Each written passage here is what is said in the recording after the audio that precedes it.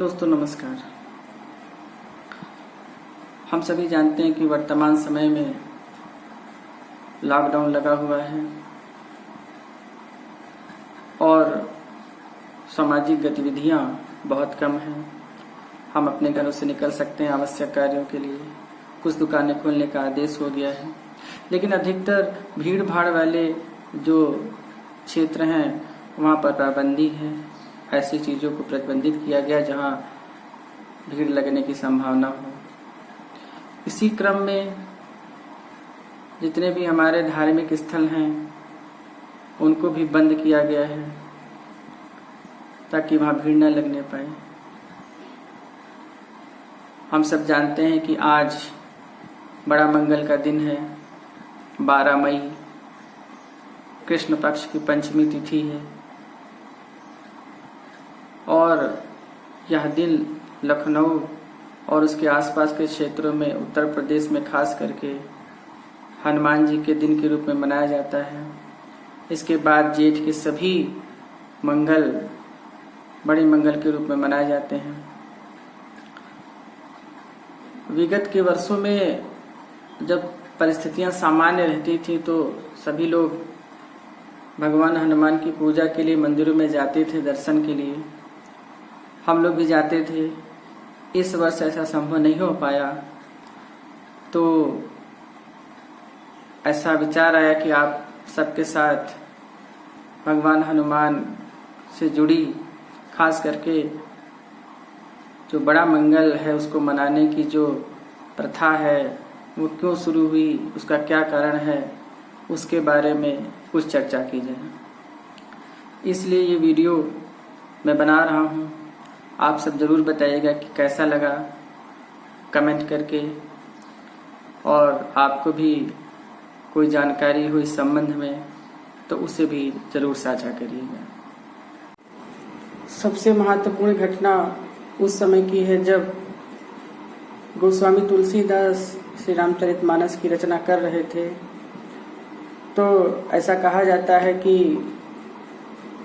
अवध में और यही लखनऊ में छाछी कुआ मंदिर में हनुमान जी ने गोस्वामी तुलसीदास को साक्षात दर्शन दिए थे।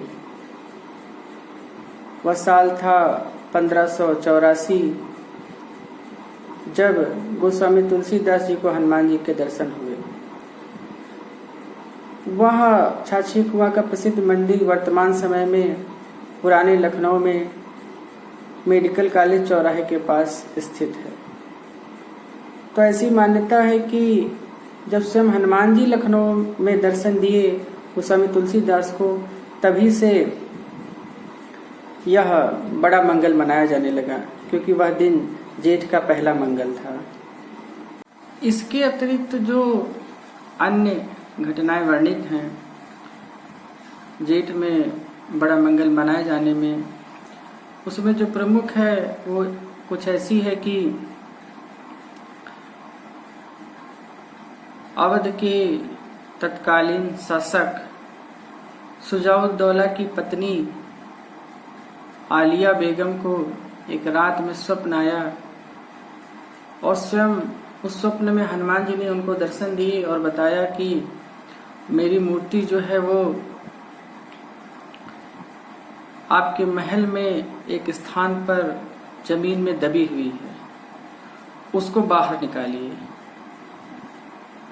तो स्वप्न के अनुसार आलिया बेगम ने निश्चय किया कि वो उस मूर्ति को उस जमीन से बाहर निकलवाएंगी और शुजाउद्दौला के आदेश पर वहां खुदाई शुरू हुई।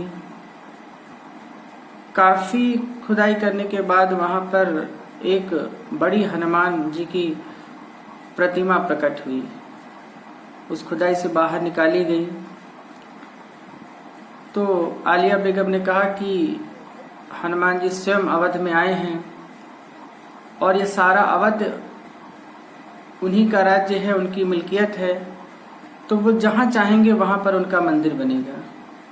इसके लिए क्या कुछ ऐसा गया कि एक हाथी बुलाया गया और उस पर हनुमान जी की वो प्रतिमा स्थापित करके उसे छोड़ दिया गया और आलिया बेगम ने कहा कि यह हाथी जहाँ जाकर रुकेगा वहीं पर हनुमान जी का मंदिर बनाया जाएगा।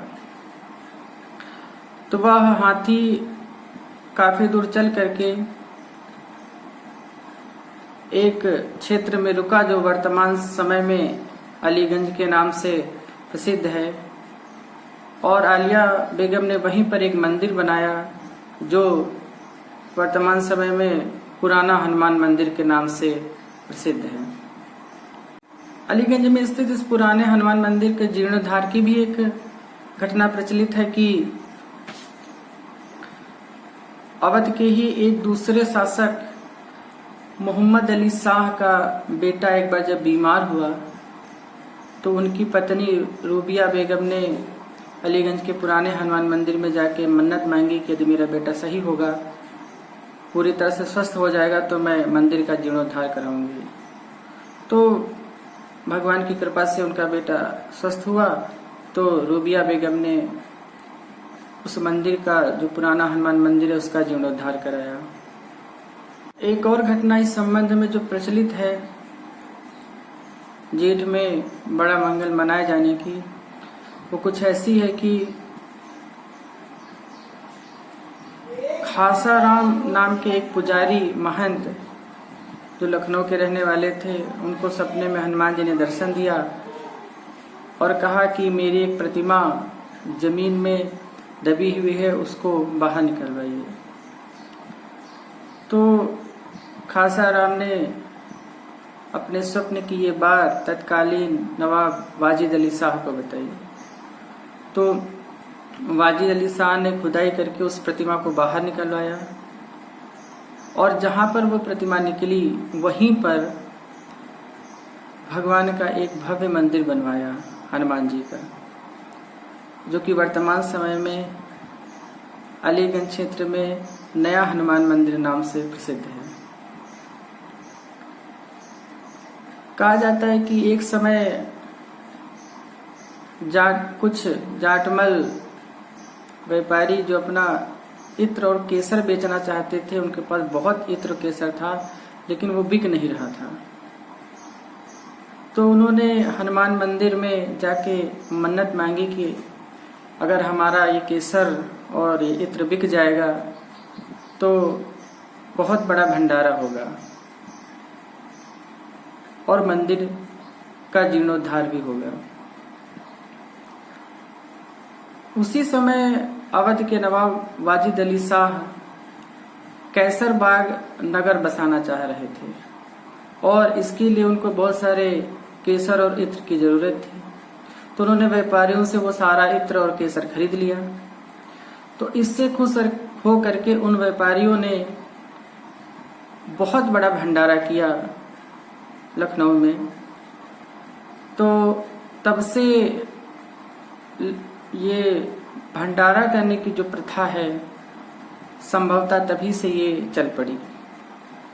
इन सभी लोक प्रचलित घटनाओं से पता चलता है कि हनुमान जी का बड़े मंगल का बहुत महत्व है और लखनऊ और आसपास के क्षेत्रों में इसी कारण से ये बड़े मंगल को मनाने की प्रथा प्रारंभ हुई। लेकिन अभी भी सवाल एक यह है कि जो घटनाएं घटी तो उनके कारण जेठ के सभी मंगलों में बड़ा मंगल क्यों मनाया जाता है। तो जहां तक मुझे लगता है कि संभवतः हुआ कुछ ऐसा होगा कि ये सभी घटनाएं अलग अलग वर्षों में घटी, लेकिन ये सभी घटनाएं जेठ के महीने में ही घटी और संभव है कि ये अलग अलग मंगलवार को घटी होंगी जेठ के महीने में। तो जब ये घटनाएं घटी तो उनके मानने वाले लोगों ने उस मंगलवार को मनाना शुरू कर दिया। जैसे गोस्वामी तुलसीदास को जो जेठ के पहले मंगल को दर्शन हुए तो तब से उसको बड़ा मंगल के रूप में मनाने लगे। इसी तरह से जो अन्य घटनाएं हुई वो अन्य मंगलवारों को हुई जेठ के महीने में, तो वो लोग उस समय से उस मंगलवार को मनाने लगे। तो कालांतर में जब समय बीतता गया और लोग उन घटनाओं को कुछ भूल सा गए तो लोगों को ऐसा प्रतीत होने लगा कि जेठ के सभी मंगल भगवान हनुमान के लिए हैं और उनके लिए मनाना चाहिए। तो संभवतः इसी कारण से जेठ के सभी मंगल मनाए जाते हैं, मुझे ऐसा प्रतीत होता है। लेकिन यह सच है कि नहीं है, पूरी तरह से नहीं कहा जा सकता।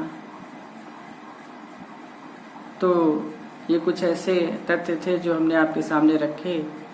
आप जरूर ये बताएं कि ये कैसा लगा, कैसे तथ्य आपको लगे, और आपको भी अगर कोई जानकारी है इस बारे में तो वो साझा करें। खास करके जेठ के सभी मंगल को बड़ा मंगल बनाने का क्या कारण है। आप कमेंट करके ये जरूर बताइए कि ये चर्चा आपको कैसी लगी, और भगवान हनुमान की कृपा आप सब पर बनी रहे। इसी मंगल कामना के साथ अब ये वीडियो समाप्त कर रहा हूँ। धन्यवाद।